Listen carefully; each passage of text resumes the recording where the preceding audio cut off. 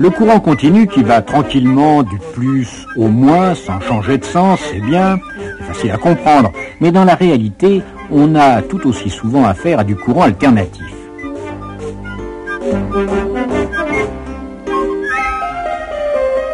Alors le moment est venu de vous présenter cette gracieuse courbe dite sinusoïde.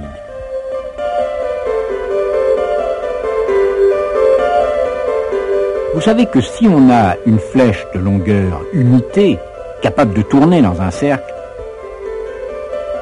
sa projection sur un axe vertical a pour longueur sinus A. A étant l'angle que fait la flèche tournante avec sa position de départ. L'angle A est généralement mesuré en degrés, mais on peut aussi le mesurer en ce qu'on appelle des radians. On a calculé, une fois pour toutes, la valeur du sinus pour chaque valeur de l'angle A.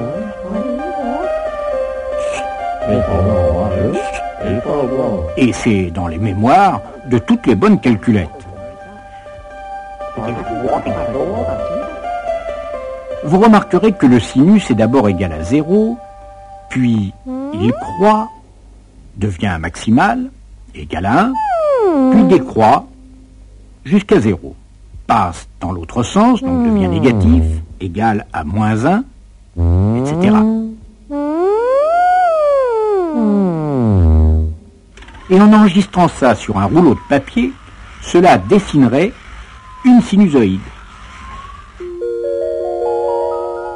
Vous remarquerez que c'est exactement comme ça que se comporte le courant alternatif.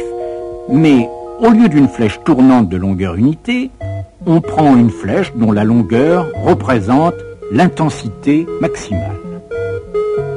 Ainsi, on peut connaître à un moment quelconque la valeur de l'intensité du courant alternatif. C'est I instantané égale I maximal que multiplie sinus A. Ceci bien sûr à condition qu'on connaisse l'angle A, ou plus précisément, le temps petit t qui s'est écoulé depuis le moment 0. Détail technique, pour dessiner la sinusoïde du courant alternatif, on utilise plutôt un ustensile électronique plus subtil dit oscillographe. On dit que le courant alternatif est un phénomène périodique parce qu'à intervalles de temps réguliers, donc périodiques, le courant retrouve la même valeur et dans le même sens de variation. Ce qui, vous remarquez, correspond à un tour de flèche. Le temps qui s'écoule entre les deux s'appelle la période. Il se mesure en secondes, ou en millisecondes, ou en microsecondes. On peut aussi compter combien de tours fait la flèche en une seconde. Alors cela s'appelle la fréquence. La fréquence est donc le nombre de périodes par seconde. Elle se mesure en hertz, en kilohertz ou en mégahertz. Période et fréquence sont donc deux façons de mesurer un même phénomène périodique. Ainsi, sachant que le courant du secteur a une fréquence de 50 Hz, sa période est donc de 1 divisé par 50 égale 0,02 secondes ou 20 millisecondes. Pour plus de détails, vous êtes prié de vous référer à votre professeur habituel. Mais je n'ai rien à faire, dites-vous, de savoir ce qui se passe à la milliseconde près. J'utilise mes appareils beaucoup plus longtemps que ça. Oui, mais au haut niveau d'études où nous sommes arrivés, si on veut avoir une idée de ce qui se passe en courant alternatif dans les résistances, les bobines et les condensateurs, il vaut mieux avoir tout cela en tête. Ah, on oubliait de dire que si le courant alternatif qui traverse une résistance, par exemple, décrit une sinusoïde, il en va exactement de même pour la tension. Les formules d'ailleurs se ressemblent. Oui, mais alors, quand on dit que la tension du secteur est de 220 volts, à quel point de la sinusoïde correspondent-ils ces 220 volts? À ce point-ci, à ce point-là, ou à d'autres? Eh bien non. Les 220 volts du secteur, c'est ce qu'on appelle la tension efficace.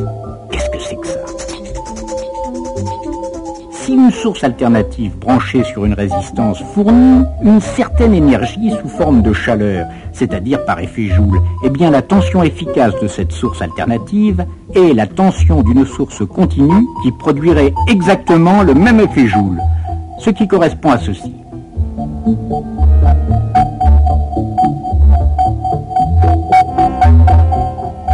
Nos amis mathématiciens vous prouverez par A plus B que la tension maximale et la tension efficace se déduisent facilement l'une de l'autre. Ainsi, quand on n'est pas très copain avec les sinusoïdes et leur formule, la valeur efficace permet, dans certains cas, de raisonner sur un circuit alternatif comme s'il s'agissait de continu.